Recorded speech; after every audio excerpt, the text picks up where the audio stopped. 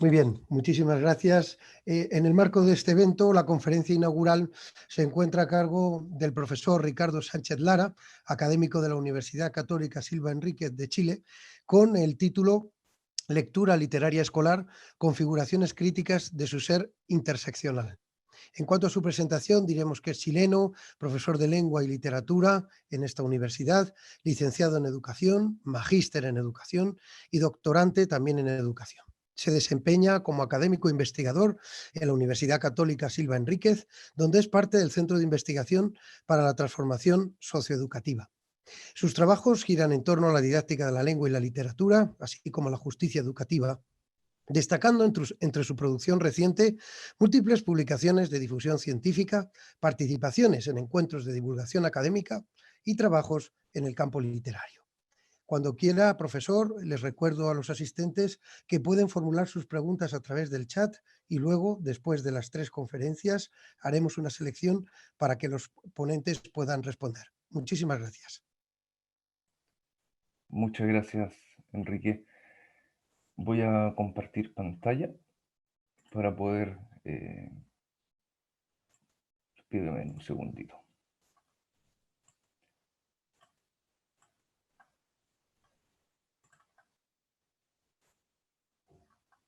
¿Se ve ya mi pantalla?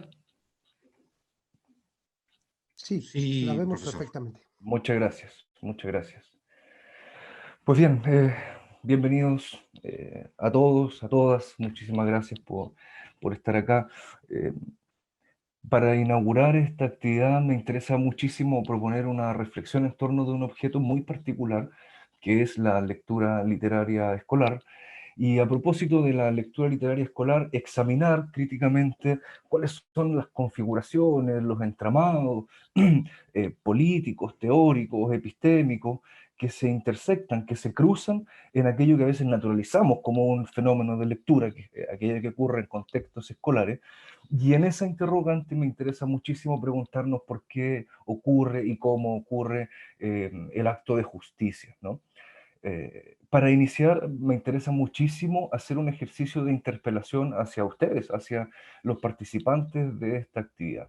Entonces, le iré haciendo unas preguntas y luego, con el fluir de mi presentación, iremos entendiendo por qué estas preguntas de alguna manera vertebran, articulan aquello que quiero proponer para ustedes. Bien, entonces la primera pregunta que les quiero hacer es, ¿cuáles son las disposiciones emocionales que cada uno, cada una tiene ahora, ¿no? Y esta pregunta es bien interesante porque alguno podrá decir, yo estoy expectante y estoy en un estado emocional de expectante, porque el título de este seminario me convoca porque es un tema que me atrapa, y eso hace que mi cuerpo esté de algún modo, hace que mi energía esté de alguna manera, que esté relacionándome con mi computador para escuchar esto de alguna manera distinta, por supuesto. Si alguno o alguna dijese, la verdad es que mi estado emocional ahora es de cansancio, porque tengo un año completo de trabajo, una semana pesadísima de trabajo, entonces mi cuerpo también está de alguna manera, mi energía está dispuesta de alguna manera, del modo que sea, no hay ninguna posibilidad lógica de que exista dos disposiciones emocionales iguales. Porque en estricto rigor la disposición emocional es un eje marcador de diferencia, ¿no? O sea, algo que marca un ser y estar distinto de cada uno de nosotros.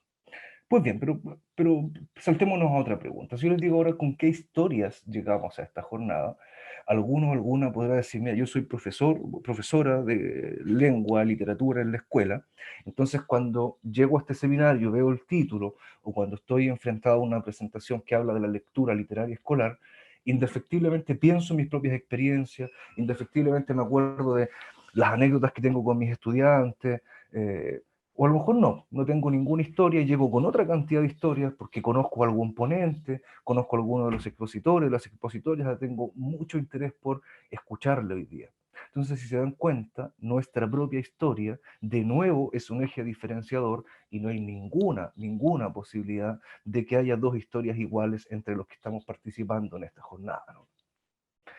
En tercer lugar, si yo les preguntase qué significados tiene la lectura literaria para cada uno o para cada una de ustedes, alguien podrá decir, para mí la lectura literaria es siempre un fenómeno político, y está bien. Alguien podrá decir, para mí la lectura literaria es un mecanismo de autorreflexión, de autoconocimiento, Y está bien, ¿no? Alguien podrá decir, para mí la lectura literaria es una subcompetencia dentro de la gran competencia de lectura, y también está bien. Cada uno de los significados que nosotros le damos a este fenómeno en particular que estoy desarrollando ahora, pero en realidad a todos los fenómenos, siempre son construcciones sociales, por lo tanto yo voy a significar de acuerdo con los espacios sociales que habito, con las interacciones que he tenido, con los espacios culturales donde coexistimos en sociedad, por lo tanto hay otro eje diferenciador. En suma, lo que trato de decir con estas tres preguntas es que si nos interrogamos con qué disposición emocional estamos, con qué historias llego esta jornada y qué significados le atribuyo a la lectura literaria, no hay ninguna posibilidad de que tengamos la misma respuesta, puesto que esto está marcado por ejes de diferencia. De tal manera entonces que emociones, biografía, significados, relaciones socioculturales se transforman en aquello que Humberto Maturana denominaría entramados de distinción o entramados donde distinguimos. ¿Qué significa entonces esto? Significa que mi emocionalidad, mi historia, mi arraigo social, mi pertenencia comunitaria, mi pertenencia sociocultural, mi propia capacidad de generar significados, es aquello que yo tengo y con lo que llego a cualquier experiencia, y es aquello desde donde puedo conocer, porque finalmente es mi realidad. Desde esa perspectiva, tampoco no habría ninguna posibilidad de decir que existe una realidad conocible, sino que cada uno de nosotros contiene su propia experiencia, que a la vez es su propia realidad. Ahora bien, ¿cómo podríamos hacer? Y esta pregunta comienza ya a llevarnos hacia el norte de mi presentación. ¿Cómo podríamos hacer para poner, para expresar, para poner sobre la mesa esta experiencia que estamos viviendo aquí y ahora? Esta experiencia de este seminario, esta experiencia de esta presentación, ¿cómo hacemos para que en este espacio de interacción entre nuestra propia biografía, nuestro propio estado emocional, nuestra propia interacción social, nuestro ser cultural, cómo hacemos para que todo esto entre en nuestra experiencia? Entonces yo les voy a proponer tres caminos y les voy a decir, hagamos un debate. Entonces, si yo le digo hagamos un debate, vamos a abrir el micrófono y va a aparecer un colega que va a decir, mira, para mí la lectura literaria es esto, está mediado por mi disposición emocional, y resulta que socioculturalmente la he significado así, y luego va a salir un colega que va a contraargumentar y va a decir, no, yo pienso lo contrario. Podríamos hacerlo, ¿no? Y así podríamos poner sobre la mesa nuestras experiencias de aquí y de ahora. Pero no lo debatamos, más bien les voy a decir, escribámoslo. Entonces vamos a tomarnos media hora para escribir un texto donde pongamos por escrito nuestra experiencia, qué sé yo, y luego lo compartimos. ¿No? Pero también podríamos dibujarlo, ¿no? Entonces, cambio las reglas del juego. ¿Cómo ponemos ahora esta expresión de la experiencia? Podríamos hacer un debate, podríamos escribirlo, podríamos dibujarlo. Y eso se transformaría en una forma de explicar nuestra experiencia del aquí y del ahora. Indefectiblemente, en cada una de las alternativas que tomemos, si yo les dijese vamos a hacer un debate, o si yo les dijese vamos a escribir, o si yo les dijese vamos a dibujar, en cada uno de esos caminos, lo que yo estaría haciendo, como quien dirige la actividad, estaría haciendo un acto de reconocimiento de ciertas cualidades de alguno de ustedes. Si yo les digo que hagamos un debate, lo que yo estaría reconociendo es su capacidad de argumentar y contraargumentar. Si yo les digo escribamos, dibujamos, lo que estaría reconociendo es su capacidad de inventar, de crear, de utilizar retóricamente el lenguaje. Y como yo reconozco algo, les habilito a participar de alguna manera. Pero esa habilitación requiere que yo, como el que lidera la actividad, distribuya ciertos mecanismos para que esa actividad funcione. Y aquí voy a entrar en una cuestión bien central. Aquello que yo distribuya para que el debate, la escritura o el dibujo funcione, se transforma en aquellas reglas de explicación de la experiencia, ¿sí? Se transforma en aquellas reglas que van a determinar entonces cómo vamos a participar explicando aquello que estamos sintiendo aquí y ahora. Entonces me devuelvo a la pregunta de origen. Si yo preguntase qué es leer, entonces no hay ninguna posibilidad de responder escindidos de nuestra emocionalidad, de nuestra biografía y de nuestras posibilidades socioculturales de significar. ¿Ok? Entonces, de lleno, ¿qué es leer? Ya le dije que podíamos dibujarlo, que podíamos escribirlo, que podríamos debatirlo. Pero no vamos a hacer ninguna de esas y voy a cambiar completamente las reglas del juego y les voy a decir que les voy a dar tres alternativas, ¿vale? Entonces, leer es decodificar signos con estrategia específica, o B, interactuar con las obras, posee develar un panorama sociopolítico. Solo una es la respuesta correcta. Entonces me gustaría que lo reflexionen en unos segundos y que tomen partido por una de esas, porque como les digo, solo una de esas respuestas es la correcta. Cuando cambio la forma de participación de un debate, de un dibujo, de una escritura, y les digo que su forma de participar en la experiencia y de explicar su experiencia es seleccionando una alternativa correcta dentro de un pool de alternativas, inevitablemente hay cosas que están quedando fuera. ¿Sí? Y nos damos cuenta entonces que lo que empieza a quedar afuera es precisamente esa riqueza sociocultural que me permite dar significados distintos, que lo que empieza a quedar fuera es el estado emocional con el cual me enfrento a una experiencia, y lo que empieza a quedar fuera en definitiva es mi posibilidad de significar desde la biografía, porque yo estoy diciendo que aquí hay una verdad contenida en una de las alternativas posibles. Entonces la pregunta es, ¿qué tiene todo lo que he dicho en estos 9 minutos que ver con la lectura literaria escolar? Y en definitiva, ¿qué tiene todo esto que ver con la justicia? Y la verdad es que tiene todo que ver, porque efectivamente la lectura literaria que ocurre en contextos escolares es una experiencia que diseñamos los profesores y las profesoras para nuestro estudiantado, pero es una experiencia donde, como en cualquier experiencia, y como traté de demostrar al inicio, es absolutamente imposible separar nuestras dimensiones emocionales, socioculturales, biográficas, plurisignificativas. Eso es imposible, por lo tanto, siempre nuestro estudiantado está operando desde ahí, es su determinación estructural, siempre lo está haciendo así. Pero lo que el sistema escolar hace es regular las reglas para explicar esa experiencia. Entonces, cuando yo estoy teniendo una experiencia de lectura, luego viene una actividad que me conmina a decir qué estoy haciendo con esa lectura, a explicar esa experiencia de lectura, y es entonces cuando comienzan a entramarse, a intersectarse distintos relatos epistémicos, distintos relatos políticos, que finalmente configuran, desde mi modesta percepción, ciertas disposiciones de injusticia, toda vez que la investigación nos está demostrando que la tendencia general en la política pública es precisamente a considerar que la explicación de experiencia legítima es a través de este ejercicio simplificador de trabajar a partir de alternativas, ¿no? Quisiera, para profundizar un poquito lo que vengo diciendo, mostrarles dos casos recientes de investigaciones que podrían ilustrar de alguna manera lo que acabo de decir. Esta investigación que se publicó este año, y de un ejercicio pedagógico realizado en Finlandia con estudiantes de entre 10 y 12 años, de un quinto grado, esta investigación de Juslin y Hoglund nos dice lo siguiente. En Finlandia, entonces, en este grupo de niños, les invitaron a leer poemas en la clase de lengua y literatura, y la profesora les dice, mira, después de la lectura de los poemas, nos vamos a agrupar y vamos a contarnos los unos a los otros cuáles son las disposiciones emocionales que fuimos experimentando. Entonces me devuelvo, ¿no? Aquí parecía ver que hay un acto de reconocimiento de la lectura en su dimensión emocional y una consecuente habilitación participativa a hablar de esa emoción. Entonces los niños y las niñas hablaron de las disposiciones emocionales que les provocó la lectura, y luego la profesora les dice, ok, ahora en grupos vamos a consensuar la emoción que pareciera ser la dominante, y a partir de esa emoción vamos a crear un nuevo texto poético. Entonces de nuevo pareciera ser que esta profesora está reconociendo en su estudiantado la posibilidad de crear, la posibilidad de inventar, la posibilidad de transformar su experiencia en un nuevo texto. Y en consecuencia genera una actividad que le habilita a su estudiantado a hacerlo.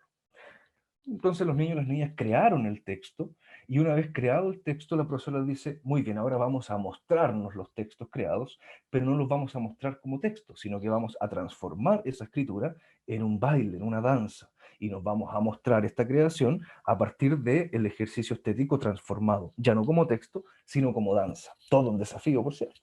Entonces, de nuevo, pareciera ser que lo que hay aquí es un reconocimiento de la cualidad transformadora del estudiantado, de la cualidad estética del estudiantado, y si ustedes se dan cuenta, comienza a haber de fondo una experiencia, que es la lectura literaria, pero explicada con ciertas reglas de explicación de esa experiencia, donde están explícitamente entrando en el juego el mundo emocional, la capacidad inventiva, la cualidad sociocultural de construir un significado socialmente, la capacidad creativa, transformadora, y eso ocurre porque hay una profesora que en este contexto de actuación hace legítima esa forma de explicar la experiencia.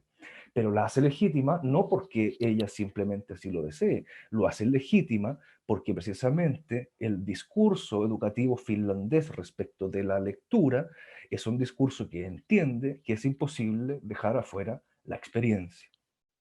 Hay un caso opuesto, por cierto, que el que quiero compartir también con usted. Aquí me he reservado el derecho de omisión, no voy a mencionar nombres de investigadores ni de investigaciones, porque como se darán cuenta es una forma que no voy a compartir y no me gustaría anular a priori públicamente nombres de investigaciones, ¿no? Pero esto pareciera ser el gran caso de la investigación en la política pública curricular chilena y en gran medida regional, cuando digo regional me refiero a latinoamericana, en torno a cómo vamos entendiendo la lectura, ¿no? Entonces hay muchísima investigación que da cuenta de la lectura en escenarios de experimentación, donde trabajamos con grupos control que me permitirían decir, a partir de la aplicación de cierta estrategia, evaluar cuáles de ellas son mejores para conseguir mejores resultados. Desde esa perspectiva, entonces, a diferencia de lo anterior, las formas de explicar esa experiencia que siempre vivimos, de nuevo, emotivamente, socialmente, culturalmente, con capacidades plurisignificativas, es decir, siempre vamos a significar en diversidad. Esa regla de explicación de la experiencia quedan postergadas porque las reglas para explicar la experiencia que predominan en esta forma de hacer investigación y en consecuencia en esta forma de entender la lectura, son reglas de explicación de experiencia a partir de procedimientos homogéneos. Entonces uno podría preguntarse, bueno, en la misma lógica de reconocimiento, ¿qué es lo que se reconoce entonces en el estudiantado chileno?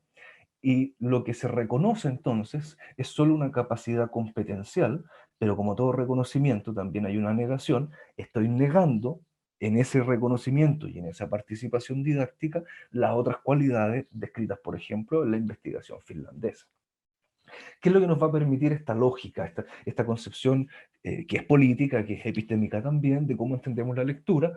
Efectivamente nos resulta súper útil para hacer clasificación de lectores, ¿no? Y poder decir, tengo buenos lectores, malos lectores, lectores regulares, y a partir de ello finalmente entender que la participación lectora va a estar en esta región mediada por la necesidad de una competencia específica, que es la competencia de lectura, para analizar también un canon específico, donde pareciera ser que hay un predominio de lo masculino, un predominio de formas hegemónicas de entender el saber, un predominio de ciertas voces, de ciertas tendencias, un predominio incluso de un género por sobre otro, de temáticas por sobre otra, donde nos vamos a detener en una participación que es individual, por lo tanto no hay una concepción social de la lectura, marcada por un lenguaje de la superación, en la premisa de que si leo mejor voy a superarme y así voy a tener esta suerte de movilidad social para ser habilitado en una sociedad.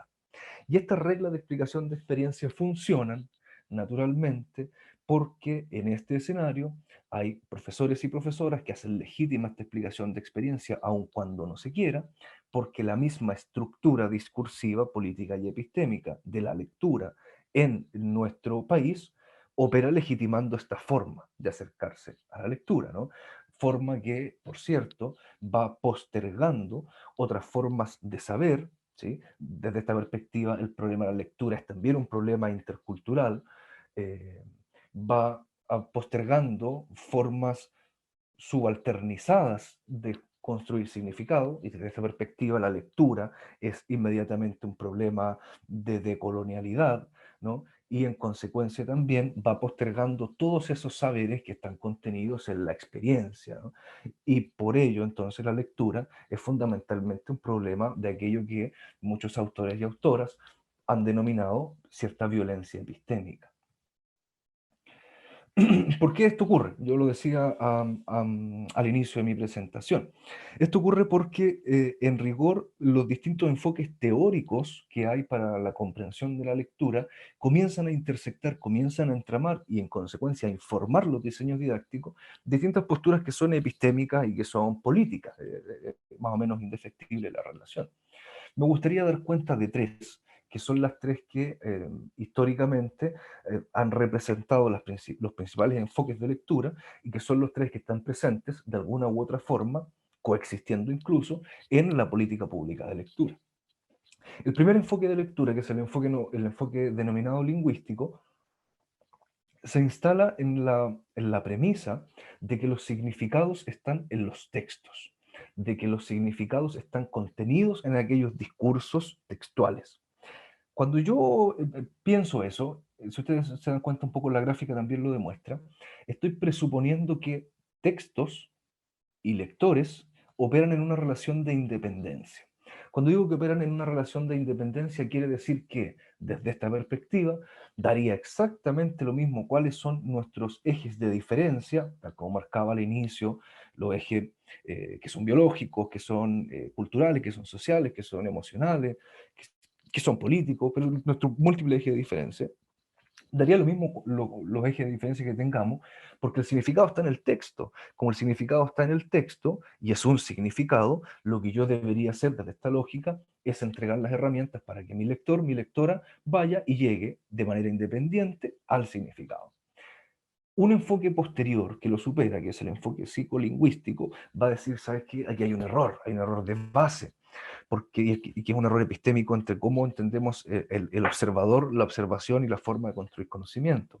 No va a decir, no, que hay un error porque no hay ninguna posibilidad de que haya independencia entre texto y lector. Y el enfoque psicolingüístico nos dice, no, el significado no está en el texto, el significado surge de la relación entre aquello que aporta el lector y aquello que aporta el texto. Por lo tanto, no hay ninguna posibilidad de que los significados sean iguales, porque no hay ningún lector igual a otro con la misma experiencia que el otro. Interesante, dicen los del enfoque sociocultural. Hay mucho de verdad en lo que dicen los psicolingüistas, nos van a decir los del enfoque sociocultural, pero olvidan, y aquí viene el gran detalle que va a marcar un gran punto de distancia, que cuando yo significo desde, o a partir más bien, de mis relaciones sociales, y esas relaciones sociales están dentro de escenarios culturales, de escenarios comunitarios. Por lo tanto, yo significo desde aquello que mi contexto sociocultural me permite significar.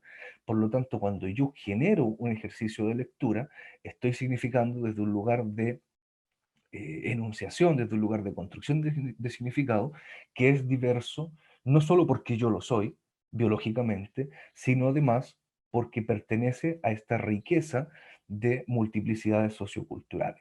Entonces, si ustedes lo ven con calma, podríamos entender que hay una supradistinción entre cómo entendemos la lectura que podríamos resumir en dos grandes caminos mutuamente excluyentes. Un primer camino en el cual los significados ya están dados, son independientes de mí, y como son independientes de mí, son independientes de mi biografía, de mis riquezas sociales, de mis interacciones culturales, muy cercano a lo que pregona el enfoque lingüístico. Y otro camino completamente excluyente y distinto, opuesto, que nos va a decir que no hay ninguna posibilidad que yo signifique en independencia de mí, que yo siempre significo en dependencia de mi experiencia, es decir, en dependencia de mis entramados de distinción emocional, biológico, cultural, social, etc. Y que en consecuencia siempre vamos a estar frente a múltiples realidades porque hay múltiples significados, ¿no? Estos enfoques coexisten en la política pública.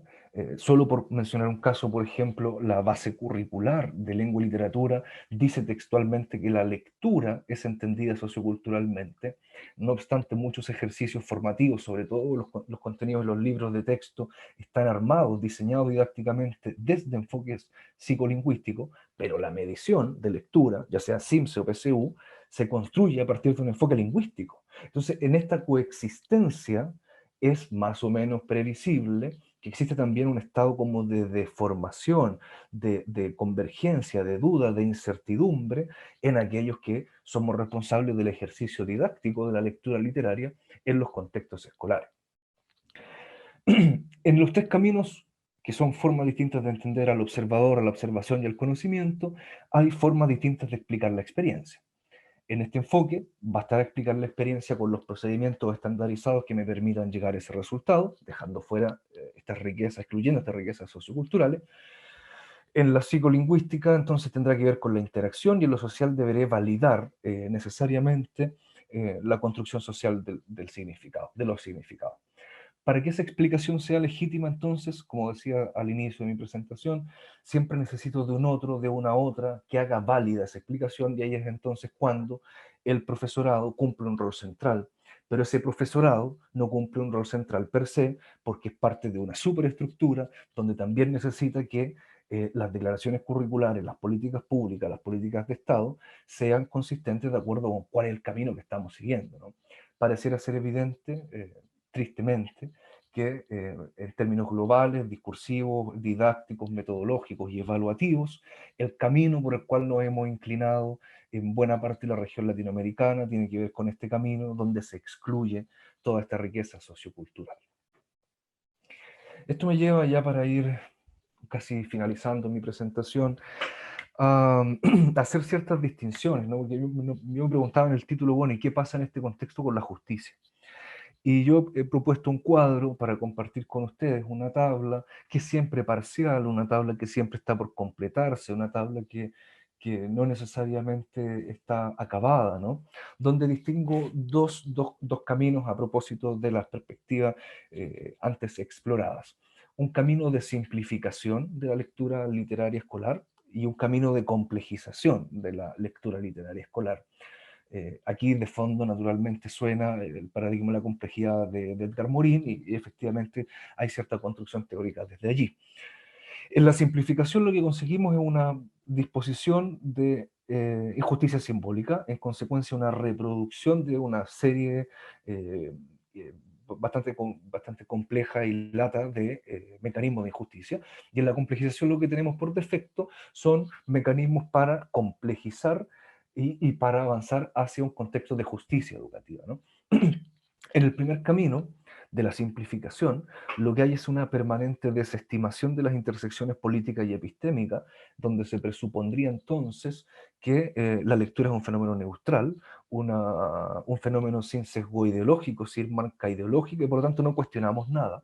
Y eso se concretiza en ausencias deliberativas. Las comunidades, el mismo profesorado, no es deliberante, no decide qué leer, cuándo leer, qué evaluar, cómo evaluar, ¿no?